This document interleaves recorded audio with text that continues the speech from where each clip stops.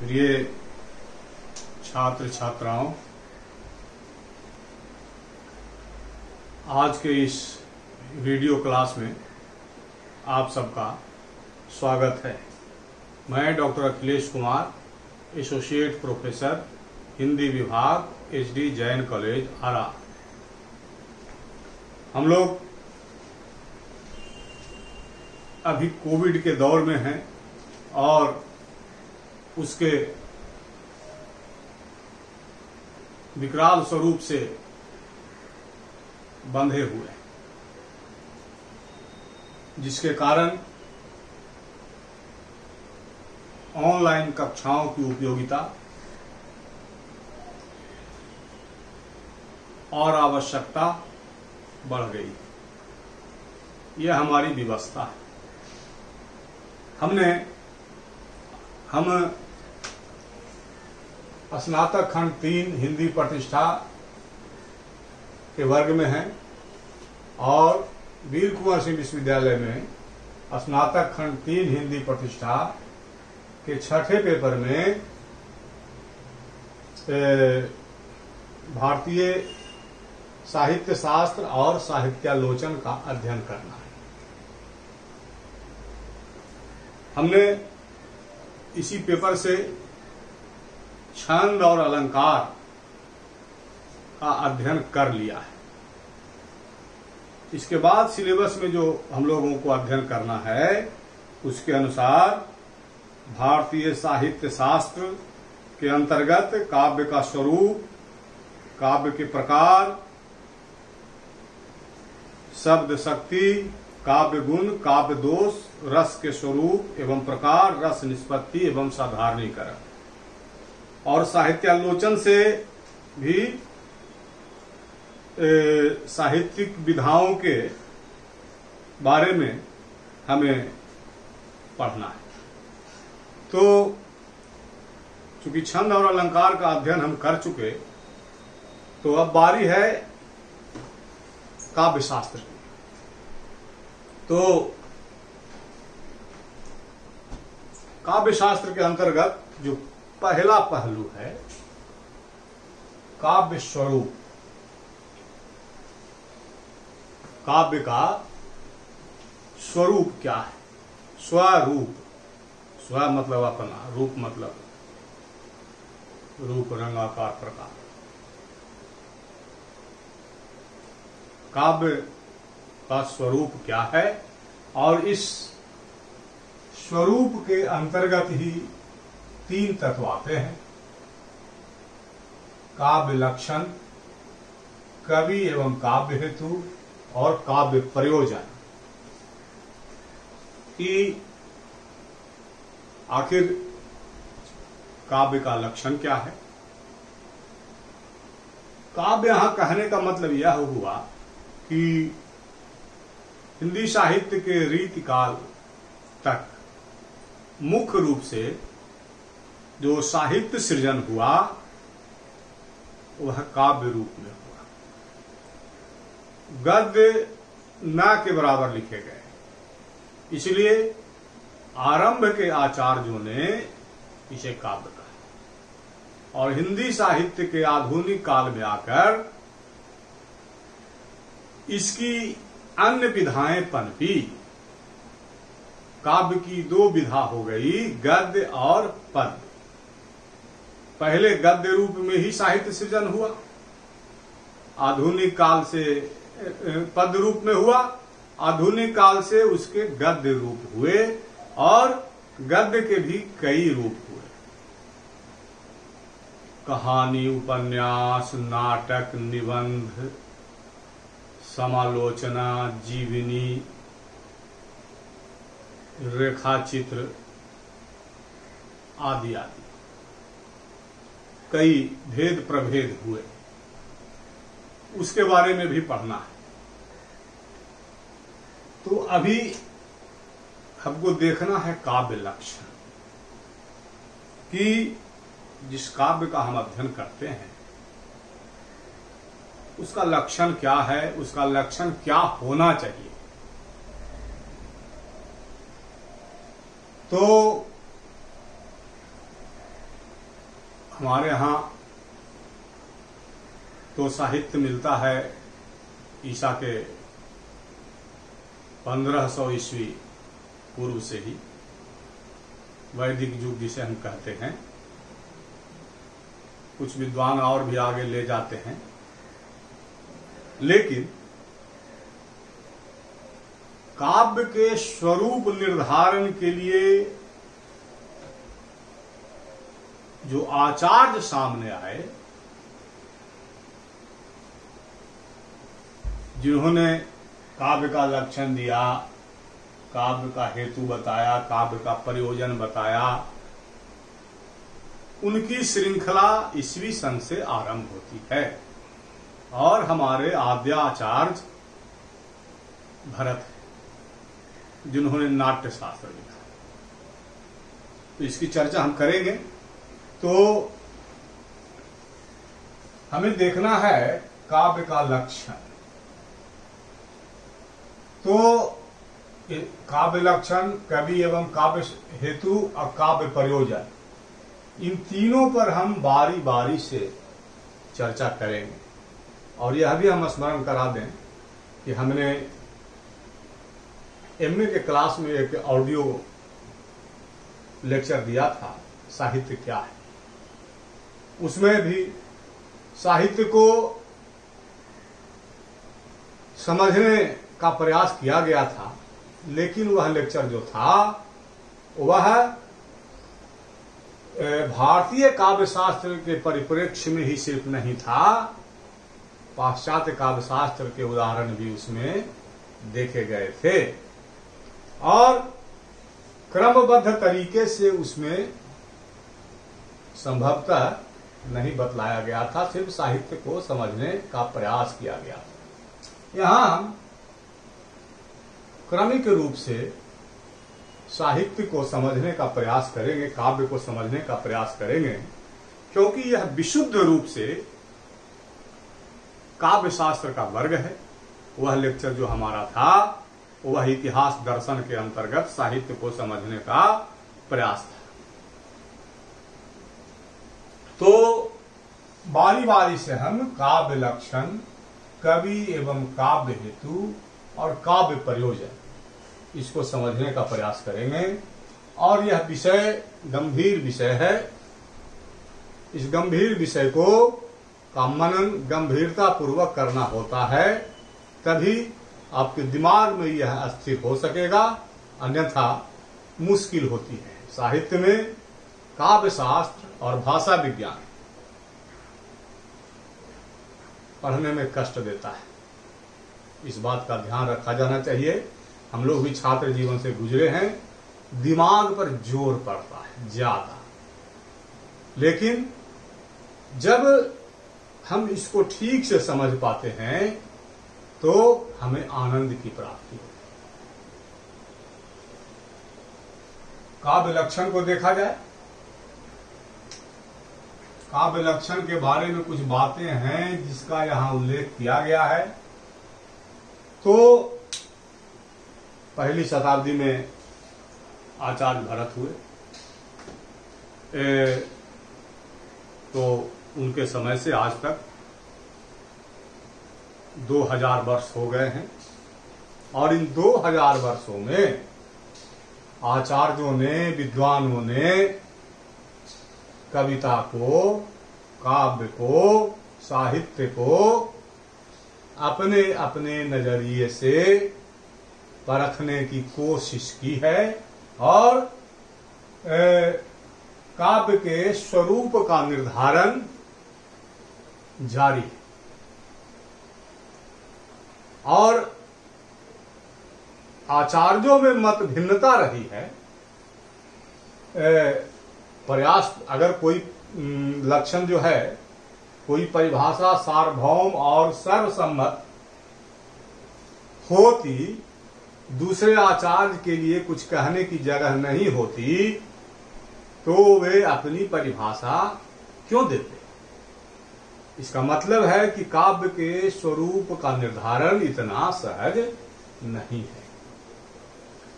सार्वभौम एवं सर्वसम्मत काव्य लक्षण का प्रयास निरंतर जारी रहा है। इसी प्रयास में मत भिन्नता रही है। आचार्यों के मत एक दूसरे के साथ मेल नहीं खाते रहे हैं और इसके कारण हमारे यहाँ 6 संप्रदाय हो गए। 6 संप्रदाय के आचार्यों ने काव्य के स्वरूप का निर्धारण किया, काव्य को की परिभाषा दी, काव्य का लक्षण बताया। रस संप्रदाय, अलंकार संप्रदाय, रीति, वक्रोक्ति, औचित्य, ध्वनि। तो ये 6 संप्रदाय हो गए। तो इन 6 संप्रदाय के आचार्यों के अपने अपने तर्क रहे। आगे इसकी चर्चा होगी, लेकिन मत भिन्नता तो रही, लेकिन इनका उद्देश्य यही रहा कि सार्वभौम परिभाषा दी जाए जिस पर विवाद नहीं। लेकिन हर आचार्य की, हर विद्वान की कुछ अपनी प्रतिबद्धता होती है, कुछ अपनी मान्यता होती है, उसके हिसाब से वह चीजों को देखता है, जिसको हम कहते हैं जीवन दर्शन। हर एक रचनाकार का अपना जीवन दर्शन होता है। इस संसार को, जीव जगत को देखने का अपना नजरिया होता है। इसी कारण ये भिन्नता आती है। तो 2000 वर्षों से काव्य स्वरूप का निर्धारण जारी है। प्रयास ये हुआ है कि सार्वभौम एवं सर्वसम्मत काव्य लक्षण दिया जाए, लेकिन सफलता प्राप्त नहीं हुई है। और इसी प्रयास में 6 संप्रदाय, जिसकी चर्चा हमने की, 6 संप्रदायों का उदय हुआ। तो काव्य लक्षण की परंपरा को हम जरा सा देख लें कि काव्य का लक्षण बताने में आचार्यों की कैसी परंपरा रही है, आचार्यों का ध्यान किधर रहा है, किस ओर रहा है। तो 3 बातें हैं इसमें। पहला हो गया शब्द को काव्य लक्षण का मूल आधार मानने वाले ऐसे आचार्य जो शब्द को ही काव्य लक्षण का मूल आधार मानते हैं कि काव्य में मूल तत्व जो है वह शब्द है। अच्छा,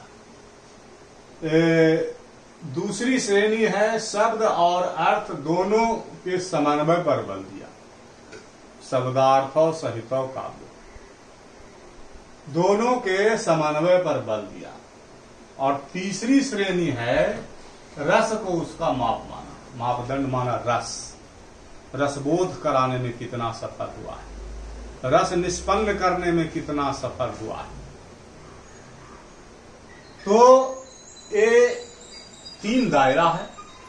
इसी दायरे के अंतर्गत जो परिभाषाएं दी गई हैं, वो परिभाषाएं स्थूल से सूक्ष्म की ओर गई, अर्थात परिभाषाएं धीरे धीरे गंभीर होती चली गई, सूक्ष्म होती चली गई, बारीक होती चली गई। तो अब शब्द प्रधान आचार्य कौन कौन है, इसको जरा हम देखें। तो शब्द प्रधान आचार्य जो मानते हैं कि चमत्कार शब्द के माध्यम से होता है,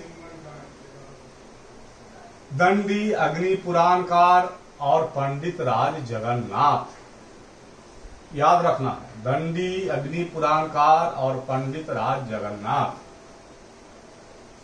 अब रस प्रधान आचार्य कौन कौन हुए, तो महिम भट्ट, भोज, सौधोदनी, चंडीदास और महापात्र विश्वनाथ।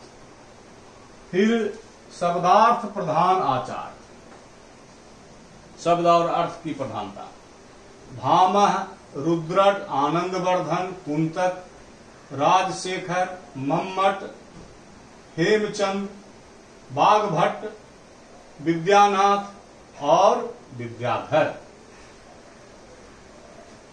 आचार्य हुए। इस तरह से शब्द की प्रधानता मानने वाले आचार्य ये हुए, रस की प्रधानता मानने वाले आचार्य ये हुए। इनके सिद्धांत, इनके विचार, इनके लक्षण आगे हम एक एक करके आपके सामने लाएंगे। और शब्दार्थ प्रधान आचार्य ये हुए। शब्दार्थ प्रधान में एक मान्यता और है, वह है विशिष्ट शब्दार्थ। अलंकार सर्वस्व की समुद्र बंध टीका के रचयिता विशिष्ट शब्दार्थ को जो है वह काव्य लक्षण का आधार मानते हैं, काव्य के स्वरूप के अंतर्गत परिगणित करते हैं। तो विशिष्ट के तत्व क्या है भाई? जो वे विशिष्ट कहते हैं, तो उस विशिष्ट के तत्व क्या है? तो उस विशिष्ट के वे 3 तत्व बताते हैं, धर्म, व्यापार तथा व्यंग। अब धर्म पक्ष के अंतर्गत क्या आवेगा? तो धर्म पक्ष के अंतर्गत गुण या अलंकार।